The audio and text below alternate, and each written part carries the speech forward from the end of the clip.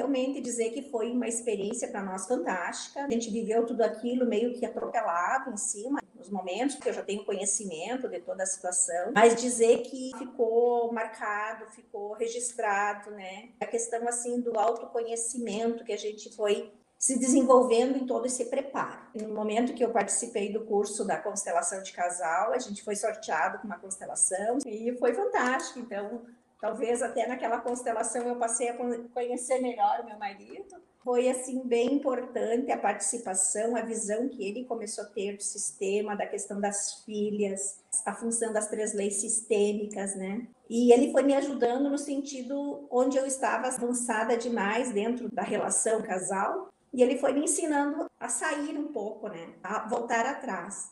E hoje, assim, a gente está vivendo uma situação bem mais tranquila, bem mais segura, bem mais amorosa, talvez. Acho que foi uma oportunidade